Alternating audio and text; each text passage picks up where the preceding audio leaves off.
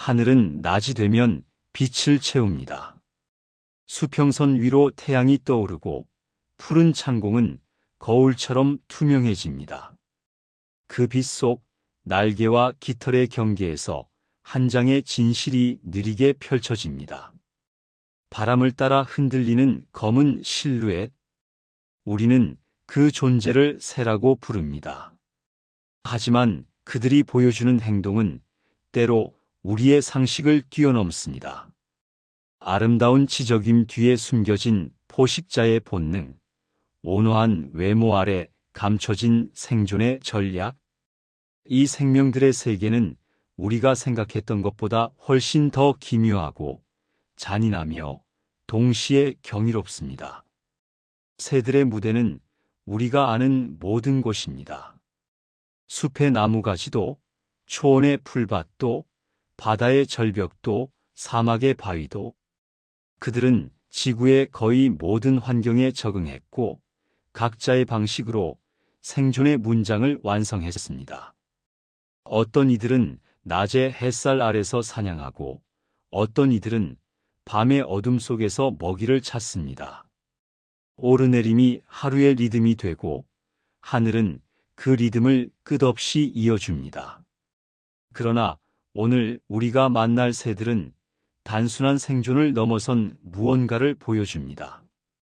그들의 행동은 때로 충격적이고 때로 불가사의하며 우리에게 진화라는 거대한 실험실이 얼마나 예측 불가능한지를 일깨워줍니다.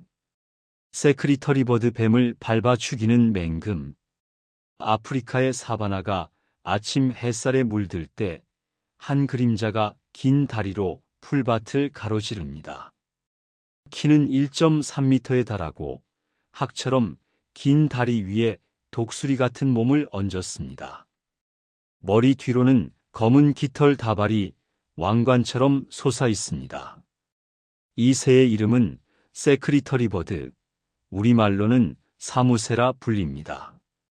18세기 비서들이 기펜을 머리에 꽂고 다니던 모습을 닮았다는 설도 있고 아랍어로 사냥하는 새를 뜻하는 SAQR-N-TAIA에서 왔다는 설도 있습니다.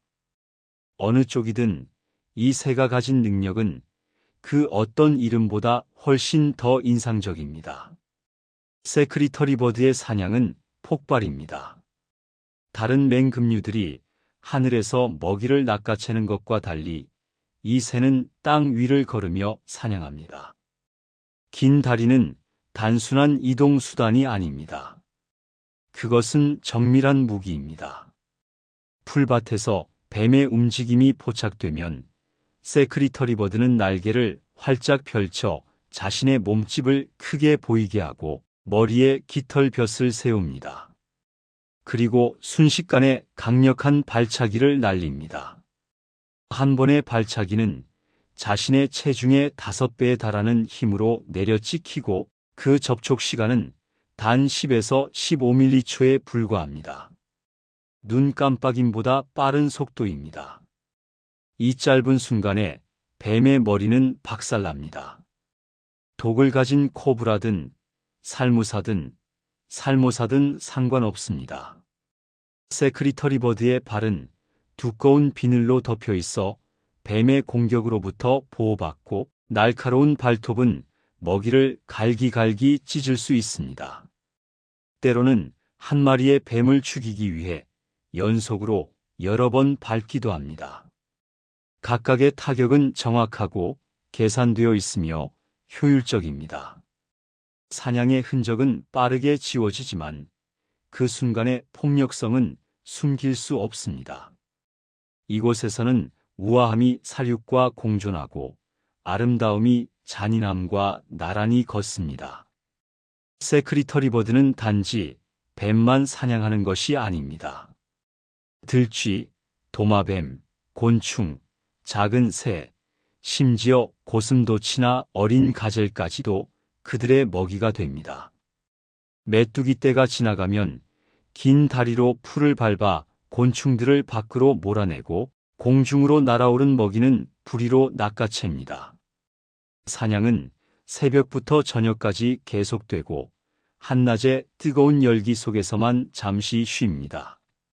이들은 혼자 사냥하기도 하지만 때로는 짝과 함께 또는 작은 가족 그룹과 함께 움직입니다.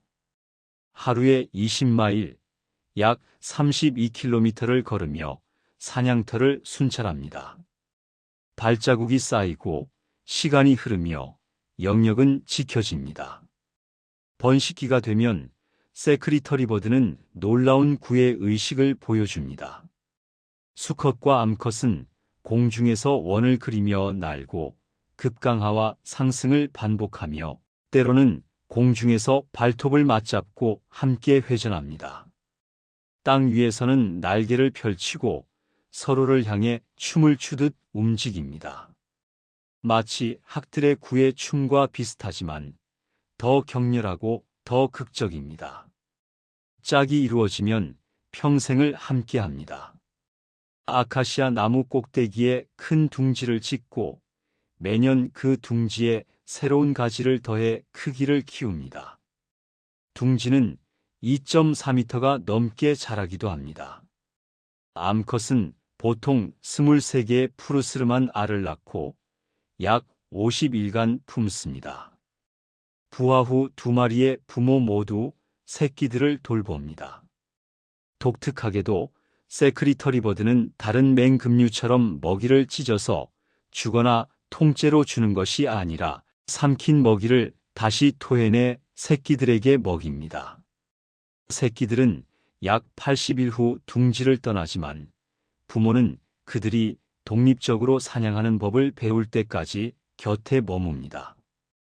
긴 다리로 뱀을 밟는 법, 날개로 위협하는 법, 정확한 타이밍에 발톱을 내리찍는 법. 모든 것은 학습되고 전수되며 완성됩니다. 그러나 이 장엄한 사냥꾼도 위협에 직면해 있습니다. 서식지가 축산을 위해 불태워지고 풀밭이 가축 방목으로 황폐해지면서 먹이가 줄어들고 있습니다. 세크리터리 버드는 현재 IUCN 적색 목록에서 취약종으로 분류되어 있습니다. 개체수는 감소하고 있고 어떤 지역에서는 완전히 사라졌습니다. 보호구역에서는 여전히 건강한 개체군이 유지되고 있지만 더 나은 모니터링과 보호가 필요합니다. 하늘을 나는 맹금이 아니라 땅을 걷는 맹금. 뱀을 물어뜯는 것이 아니라 밟아 죽이는 포식자. 그 독특함이 이들을 특별하게 만들고 동시에 취약하게 만듭니다.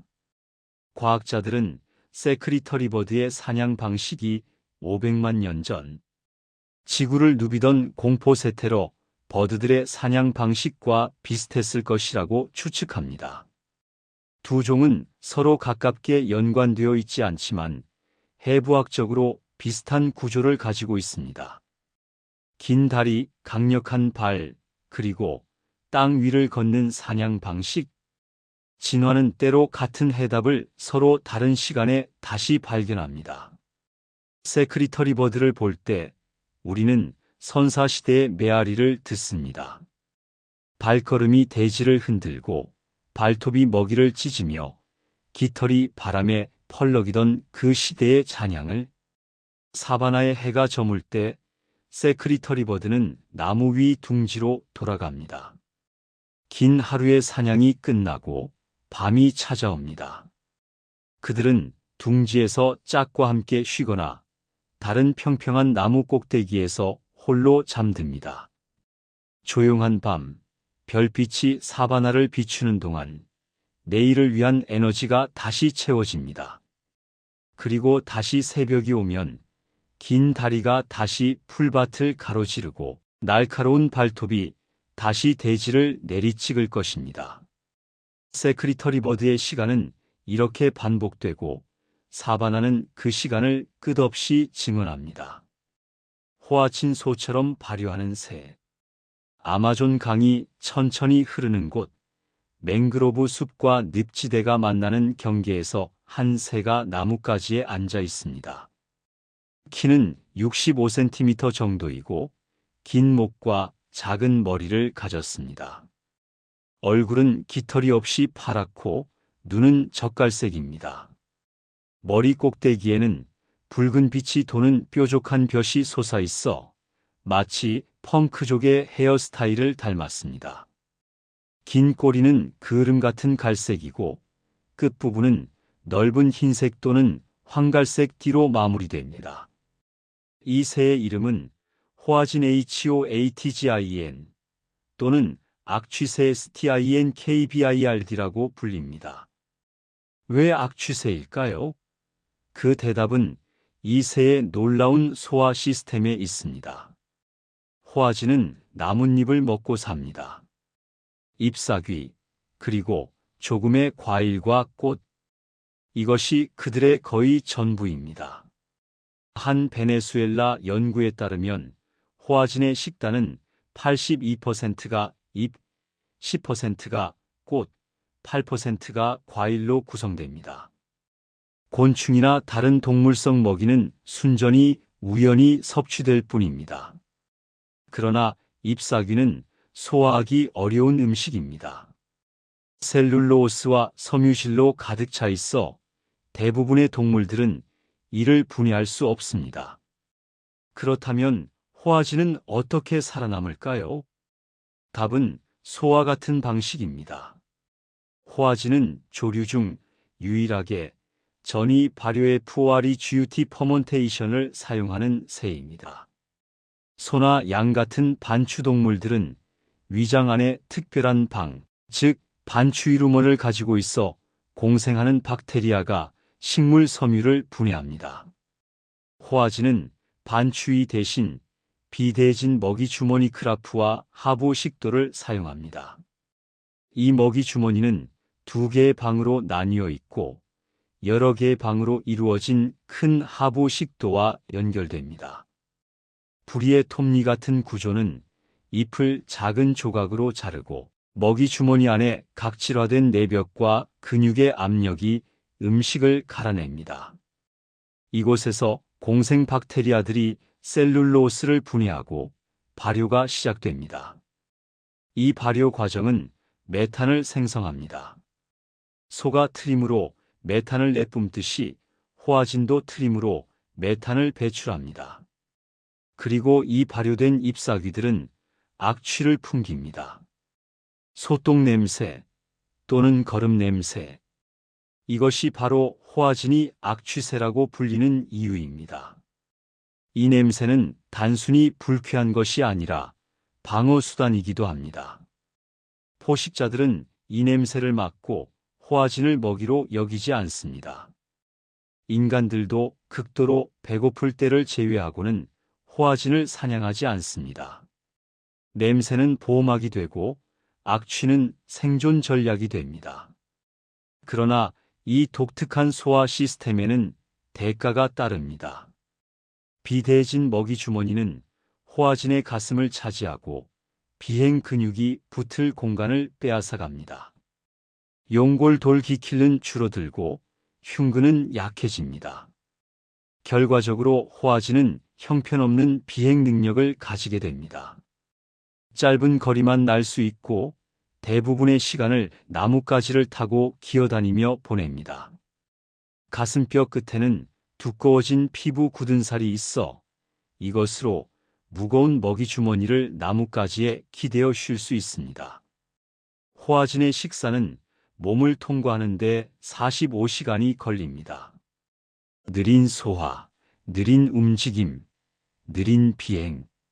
모든 것이 이 독특한 식단에 맞춰져 있습니다. 호아진의 식단은 또 다른 놀라움을 품고 있습니다. 그들이 먹는 많은 식물들, 예를 들어 몬스테라, 필로덴드론 같은 천남성과 식물들은 높은 농도의 칼슘 옥살산염 결정을 포함하고 있습니다. 이 화합물은 소량만으로도 독성을 띱니다. 그러나 호아진의 공생 미생물들은 이러한 독성 물질을 중화시키는 것으로 여겨집니다. 사포닌과 같은 식물의 2차 화합물도 미생물 공동체가 해독합니다. 발효는 단순히 셀룰로스를 분해하는 것 이상입니다. 그것은 생존을 위한 화학 무기고입니다. 호아진의 새끼들은 또 다른 원시적 특징을 가지고 있습니다. 부화한 새끼들의 날개에는 두 개의 발톱이 있습니다. 마치 시조새 ARCHAEOPTERYEX 같은 고대 조류를 연상시키는 이 발톱은 새끼들이 나뭇가지를 오르는 데 사용됩니다. 호아지는 물 위로 돌출된 나뭇가지에 둥지를 짓습니다. 원숭이나 뱀 같은 포식자가 접근하면 새끼들은 놀라운 행동을 보입니다. 그들은 둥지에서 뛰어내려 물속으로 떨어집니다. 수영을 하며 물속으로 잠수하고 위험이 사라지면 날개의 발톱을 사용해 나무를 다시 올라갑니다. 이 발톱은 생후 약 3개월이 지나면 사라집니다. 어른이 되면 더 이상 필요하지 않기 때문입니다. 호아지는 사회적인 새입니다. 15,100마리의 무리를 지어 살고 작은 집단으로 둥지를 짓습니다. 번식기는 우기 동안이며 지역에 따라 시기가 다릅니다. 둥지는 가지로 만들어지고 물 위로 늘어진 나뭇가지에 지어집니다. 암컷은 보통 23개의 알을 낳습니다. 새끼들은 부모가 토해낸 발효된 음식을 먹고 자랍니다.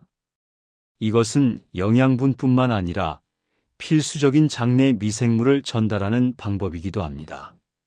새끼들의 소화 시스템도 발효를 위해 적절한 박테리아 군집으로 채워져야 하기 때문입니다. 호아진의 진화적 위치는 오랫동안 논쟁거리였습니다. 어떤 학자들은 꿩과 가깝다고 했고 어떤 이들은 비둘기와 연관시켰으며 또 다른 이들은 두견이나 심지어 시조새와의 연관성을 주장했습니다. DNA 분석 결과 호아지는 약 6,400만 년 전 공룡이 멸종한 직후에 갈라져 나온 독자적인 계통으로 밝혀졌습니다. 그들은 현재 살아있는 어떤 새와도 가깝지 않습니다. 호아진 과목 OPISTHOCOMIFORMES에 속하는 유일한 현생종입니다. 화석 기록에서 호아진과 비슷한 새들이 유럽과 아프리카에서 발견되었는데 이는 그들의 조상이 남미가 아닌 다른 대륙에서 진화했을 가능성을 시사합니다. 호아진의 미래는 불확실합니다. 현재는 넓은 범위에 걸쳐 비교적 흔하게 발견되지만 아마존 산림 파괴로 인해 서식지가 위협받고 있습니다. 물가의 숲과 맹그로브는 농업과 개발을 위해 잘려나가고 있습니다.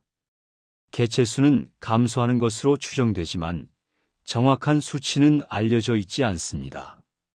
호아지는 기아나의 국조이며 현지에서는 칸제꿩CANJE 페전트이라고 불립니다.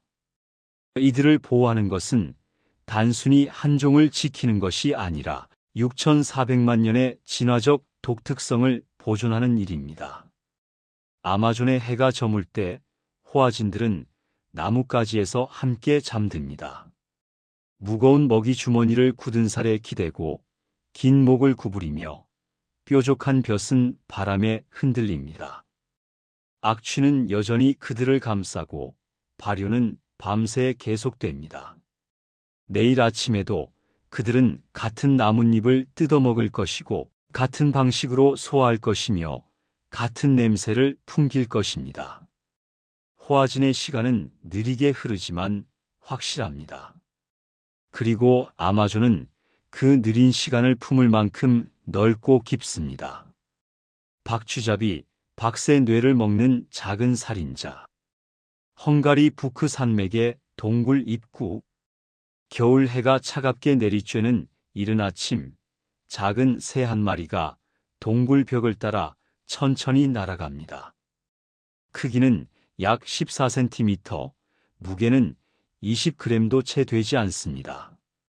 검은 머리, 흰 뺨, 회색빛 등, 그리고 노란 배.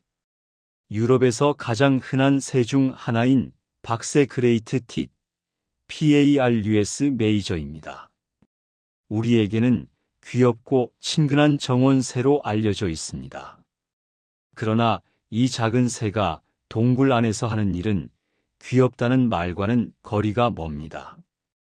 박새는 박쥐를 사냥합니다. 그것도 단순히 먹는 것이 아니라 머리를 쪼개고 뇌를 파먹습니다. 2009년 막스 플랑크 조류학 연구소의 과학자들은 이 놀라운 행동을 처음으로 상세히 기록했습니다. 연구자 페테르 에스토크와 그의 동료들은 2번의 겨울 동안 헝가리의 한 동굴을 관찰했고 18건의 포식 사건을 목격했습니다. 박새들은 동굴 벽을 따라 날아다니며 겨울잠을 자는 작은 박쥐 PIPISTRELLUS를 찾아냅니다. 박쥐들은 바위 틈새에 숨어 있지만 잠에서 깨어날 때 소리를 냅니다. 박새들은 바로 이 소리를 듣습니다.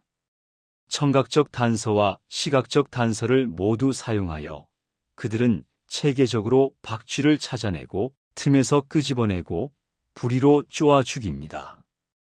박쥐는 박새보다 훨씬 작습니다. 몸 길이는 2.5cm에 불과합니다. 겨울잠 중인 박쥐는 느리고 반응이 둔합니다. 박새는 이 취약한 순간을 노립니다. 부리로 박쥐의 머리를 반복적으로 쪼고 두개골을 깨뜨리고 안의 뇌를 파먹습니다. 때로는 동굴 안에서 바로 먹기도 하고 때로는 박쥐를 물고 나와 동굴 입구 근처의 나무에서 먹기도 합니다. 발견된 박쥐 사체들은 머리가 열려 있고 뇌가 사라져 있으며 근육의 상당 부분이 쪼아먹힌 흔적을 보입니다. 어떤 사체는 가죽과 뼈만 남아 있습니다. 이 행동은 기회주의적이지 않습니다. 박새들은 의도적으로, 체계적으로 박쥐를 찾아냅니다.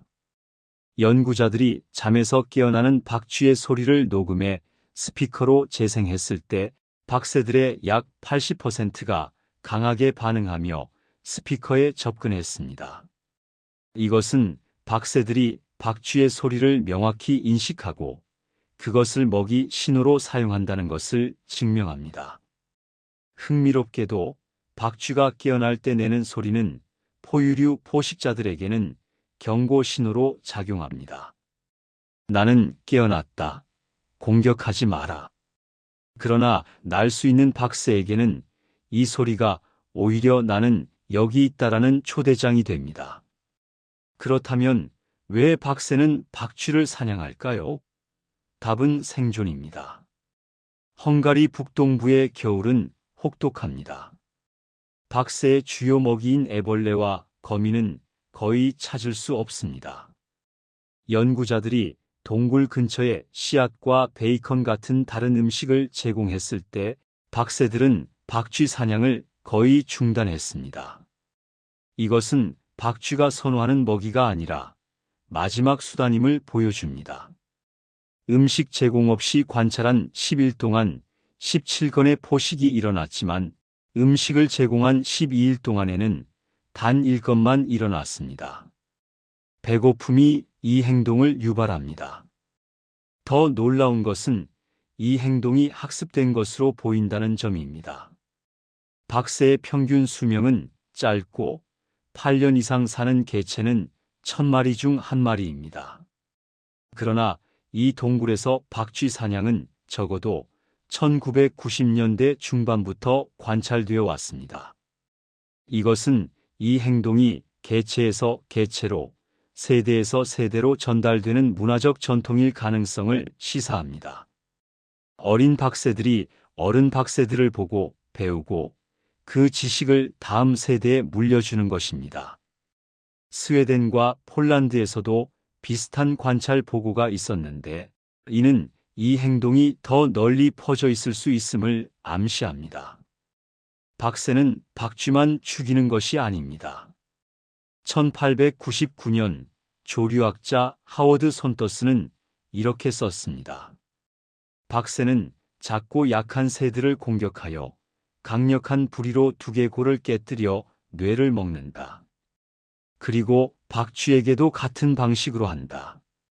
최근 연구들은 박새가 굴뚝세파이드 플라이캐처를 죽여 먹는다는 것을 기록했습니다. 어떤 경우에는 둥지 경쟁 때문이었습니다. 박새와 굴뚝새는 같은 둥지 구멍을 놓고 경쟁하고 박새는 경쟁자를 제거하기 위해 그들을 죽입니다. 죽은 굴뚝새들은 두개골이 부서져 있고 눈이 쪼아먹히고 뇌가 사라진 채 발견되었습니다. 2013년 핀란드에서는 박새가 10마리 이상의 홍방울새카먼 레드폴을 죽인 사례가 보고되었습니다. 2019년 연구는 기후온난화로 인해 박새와 굴뚝새의 번식기가 겹치면서 영역 다툼이 증가하고 이것이 더 많은 사례로 이어진다고 제안했습니다. 왜 뇌일까요? 뇌는 영양가가 높습니다. 지방이 풍부하고 에너지 밀도가 높으며 단백질이 가득합니다. 박새의 짧고 뾰족한 부리는 단단한 껍질을 뚫는 데는 적합하지만 피부와 근육을 찢는 데는 적합하지 않습니다. 두개골을 쪼개면 영양가 높은 내용물에 바로 접근할 수 있습니다. 효율성의 문제입니다. 많은 포식자들이 뇌를 선호합니다. 족제비, 원숭이, 올빼미, 심지어 고양이까지. 박새는 단지 이 전략을 자신만의 방식으로 적용했을 뿐입니다. 박새의 정상적인 식단은 90%가 식물성입니다. 씨앗, 견과류, 열매. 그들은 개암나무 열매와 도토리의 단단한 껍질을 깰 수 있을 만큼 강력한 부리를 가지고 있습니다. 나머지 10%는 곤충입니다.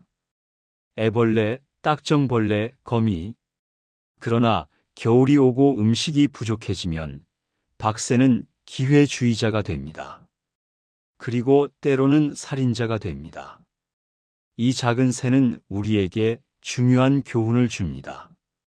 생존 압박은 행동을 변화시키고 진화는 예상치 못한 길을 열며 귀여운 외모 뒤에는 언제나 포식자의 본능이 숨어 있다는 것을.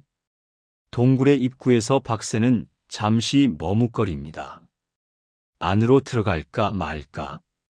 오늘은 먹이통에 씨앗이 있습니다. 박쥐를 찾을 필요가 없습니다. 박새는 방향을 틀어 먹이통으로 날아갑니다. 동굴 안의 박쥐들은 오늘 하루를 더 살아남습니다. 그러나 내일은? 내일 씨앗이 없다면 박새는 다시 동굴로 들어갈 것입니다. 날개를 펼치고 벽을 따라 날며 박쥐의 소리를 듣고 틈 사이로 부리를 집어넣을 것입니다. 생존은 선택이 아닙니다. 그것은 필요입니다. 그리고 필요는 모든 것을 정당화합니다. 뱀파이어 핀치 피를 마시는 다윈의 후손. 갈라파고스 제도의 북서쪽 끝. 울프 섬과 다윈 섬. 이 두 개의 작은 화산섬은 각각 0.5평방마일도 채 되지 않습니다. 가장 가까운 큰 섬에서 160km나 떨어져 있고 민물은 극도로 드물며 건기에는 어떤 음식도 완전히 사라집니다. 가파른 절벽은 접근을 어렵게 만들고 1964년 헬리콥터의 도움으로 처음 상륙할 수 있었을 정도입니다. 이곳은 바다새들에게는 천국입니다. 그들은 풍부한 바다에서 먹이를 얻을 수 있기 때문입니다. 그러나 바다로 나갈 수 없는 작은 새에게는 지옥입니다. 이곳에서 한 종의 핀치가 놀라운 적응을 진화시켰습니다. 피를 마시는 능력. 뱀파이어 핀치 GOSPIGA SEPTENTRIONALIS 또는 뱀파이어 땅 핀치. 다윈의 핀치 중 하나입니다. 찰스 다윈이 갈라파고스를 방문했을 때 그는 여러 섬에 사는 핀치들이 각각 다른 부리를 가지고 있다는 것을 관찰했습니다. 어떤 것은 씨앗을 깨뜨리기 위해 크고 강한 부리를, 어떤 것은 곤충을 잡기 위해 가늘고 뾰족한 부리를 가졌습니다. 이 관찰은 자연 선택에 의한 진화 이론의 기초가 되었습니다. 그러나 다윈도 상상하지 못했을 것입니다. 그의 핀치 중 하나가 뱀파이어가 될 것이라고는. 뱀파이어 핀치는 검은색 수컷 또는 회갈색 암컷의 작은 새입니다. 크기는 다른 땅 핀치들과 비슷하지만 부리가 특별히 더 길고 뾰족합니다. 이 부리는 무기입니다. 건기 동안 씨앗과 곤충이 거의 사라지면 뱀파이어 핀치는 대안적인 음식 공급원으로 눈을 돌립니다. 나스카 가마우지엔 AGCA 부비와 파란 발 가마우지 블루 마이너스 푸티드 부비입니다. 이 큰 바다새들은 울프섬과 다윈섬에서 번식하고 둥지를 틀고 알을 낳고 새끼를 기릅니다. 그들은 둥지를 지키기 위해 자리를 떠나지 않으려 합니다. 그리고 이것이 그들을 취약하게 만듭니다. 뱀파이어 핀치는 가마우지의 등, 날개, 꼬리에 앉습니다. 그리고 깃털 밑부분, 특히 어린 깃털이 돋아나는 곳을 쪼기 시작합니다. 날카로운 부리는 피부를 뚫고 피가 흐르기 시작합니다. 핀치는 혀로 피를 핥아 마십니다. 한 마리의 가마우지에서 6마리 이상의 뱀파이어 핀치가 동시에 피를 마시는 모습이 관찰되었습니다. 가마우지들은 이상하게도 이 공격을 대체로 참습니다. 때때로 날아가려 하지만 대부분은 그냥 앉아서 견딥니다. 마치 모기에 물리는 것과 비슷한 경험인 것 같습니다. 성가시지만 치명적이지는 않습니다. 이 행동은 어떻게 진화했을까요? 과학자들은 이것이 기생충 제거 행동에서 발전했다고 믿습니다. 많은 새들이 서로의 깃털에서 진드기나 기생충을 제거해주는 상호 행동을 합니다. 핀치들도 처음에는 가마우지의 깃털에서 기생충을 먹었을 것입니다. 이것은 양쪽 모두에게 이득입니다. 핀치는 먹이를 얻고 가마우지는 기생충에서 해방됩니다. 그러나 기생충을 제거하는 과정에서 때때로 피부가 찢기고 피가 났을 것입니다. 그리고 핀치들은 이 피의 영양가를 알게 되었습니다. 시간이 지나면서 그들은 기생충을 건너뛰고 직접 피부를 쪼아 피를 얻는 법을 배웠습니다. 진화는 이 행동을 선호했고 더 길고 뾰족한 부리가 선택되었습니다. 피는 독특한 음식입니다. 염분과 철분이 높지만 비비타민 같은 필수 영양소는 부족합니다. 대부분의 동물은 피만으로는 생존할 수 없습니다. 그러나 뱀파이어 핀치는 특별한 적응을 가지고 있습니다. 2018년 연구는 뱀파이어 핀치의 장내 미생물군이 다른 다윈의 핀치들과 완전히 다르다는 것을 발견했습니다. 그들의 장에는 피를 소화하는 데 도움을 주는 특정 박테리아가 있습니다. 2019년 연구는 뱀파이어 핀치와 뱀파이어 박쥐가 공통으로 가진 박테리아를 발견했습니다. PBTOSTREPTOCOCCACEA라는 이 박테리아는 염분과 철분을 처리하는 데 도움을 주는 것으로 보입니다. 수렴 진화의 또 다른 예입니다. 서로 관련 없는 두 종이 같은 식단을 위해 비슷한 해결책을 찾은 것입니다. 뱀파이어 핀치는 피만 마시는 것이 아닙니다. 그들은 또한 알을 먹습니다. 가마우지의 알은 껍질이 너무 단단해서 핀치의 부리로 깰 수 없습니다. 그래서 뱀파이어 핀치는 협력합니다. 여러 마리가 함께 알을 바위에 대고 굴려 깨뜨립니다.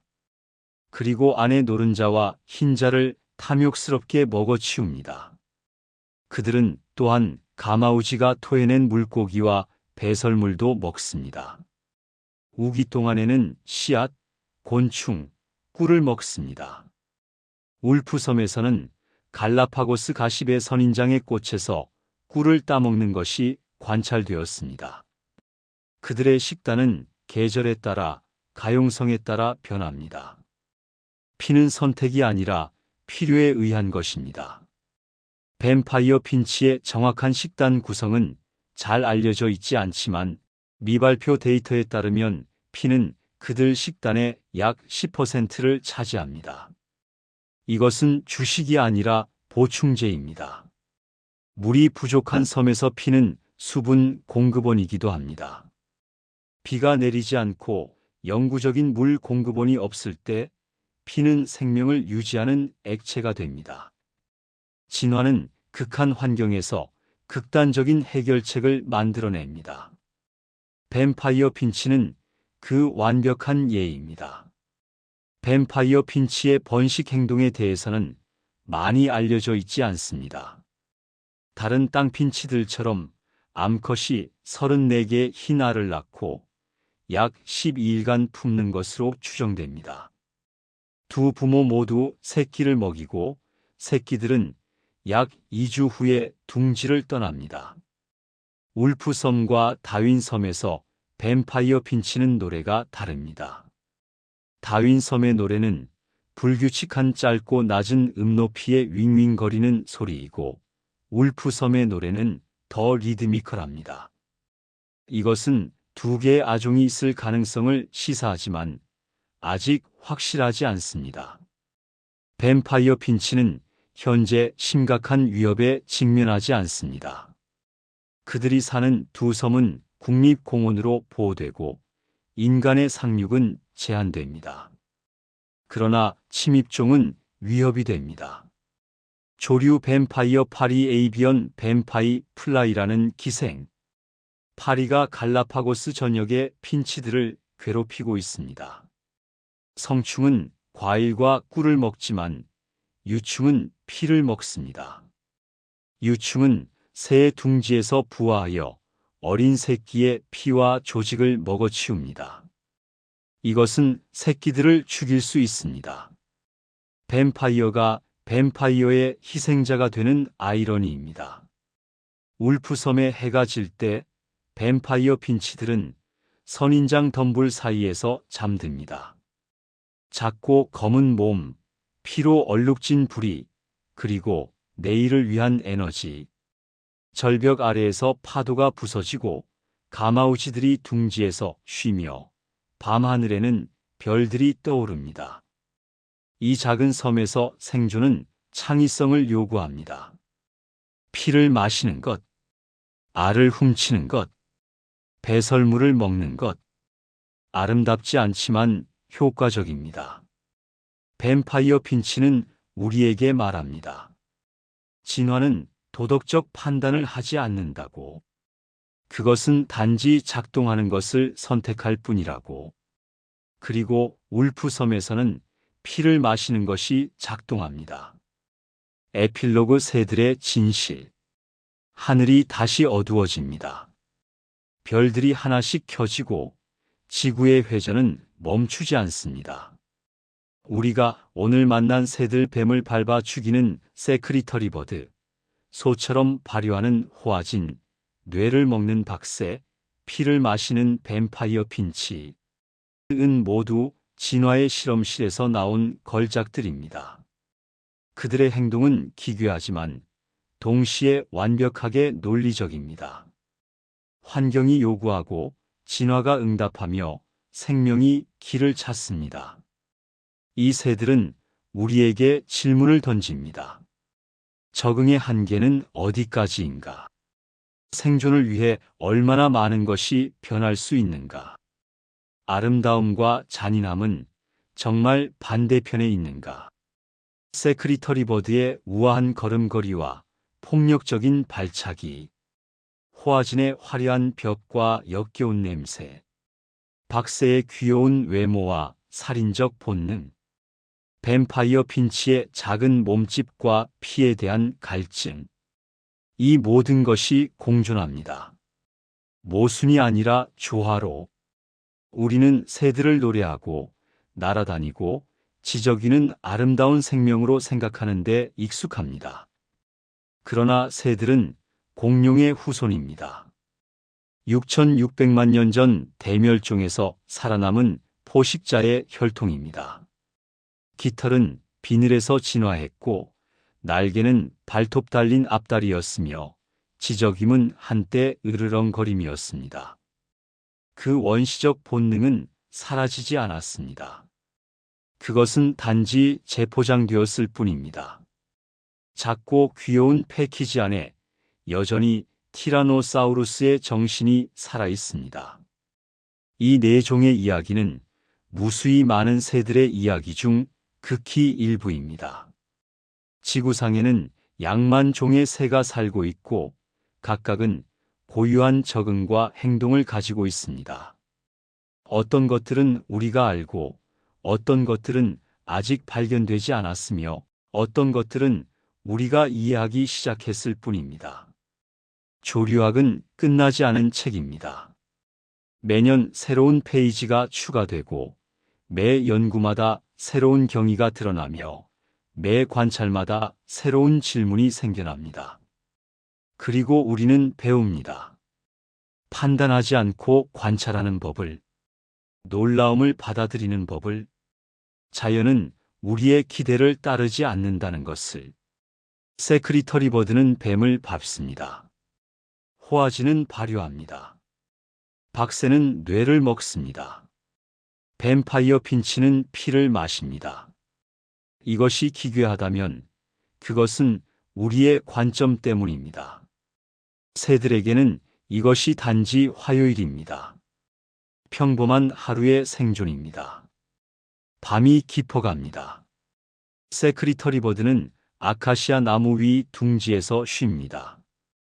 호아지는 맹그로브 가지에 무거운 먹이 주머니를 기댑니다.